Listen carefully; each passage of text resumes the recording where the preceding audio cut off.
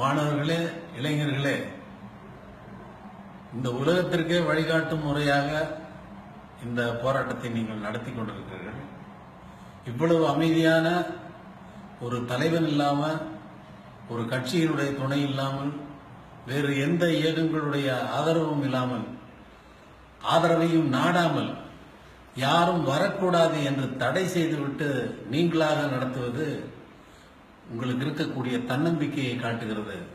இந்த தன்னம்பிக்கையை, இந்த அமைதியான போராட்ட வழியை இந்த உலகம் கண்டிப்பாக பின்பற்றப் போகிறது.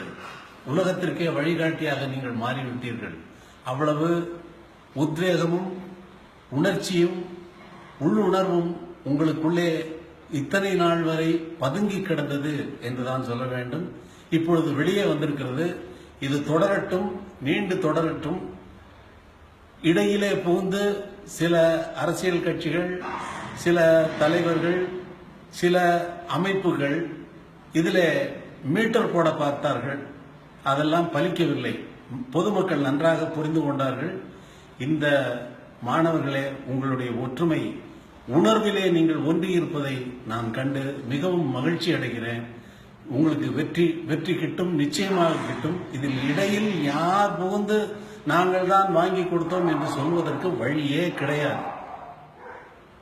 உங்களுடைய ஒற்றுமையையும் உத்வேகத்தையும் மட்டுப்படுத்துகின்ற வகையிலே, நீர்த்து போகும் வகையிலே, டைலூட் ஆகுவதற்காகவே சிலர் இடையிலே புகுந்து நாளை வந்துவிடும் சட்டம், நாளைக்கு வருகிறது தீர்ப்பு, நாளை மறுநாள் வரும், அடுத்த வாரம் வரும் என்றெல்லாம் சொல்லி இந்த போராட்டத்தை நீங்கள் கலைந்து செல்ல வேண்டும் என்ற நோக்கத்திற்காக அதை சொல்லுகிறார்கள்.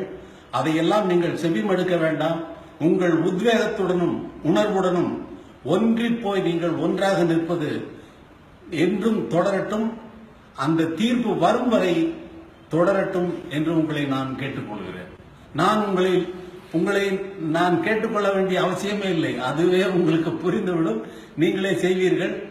நானாக இருந்து உங்களுக்கு சொல்ல வேண்டிய அவசியம் இல்லை. வேறு ஒருவரும் உங்களுக்கு உணர்வை ஊட்ட வேண்டிய அவசியம் இல்லை. ஏனென்றால் உணர்வு உங்கள் உடன் பிறந்தது, உங்கள் உடனே இருக்கிறது.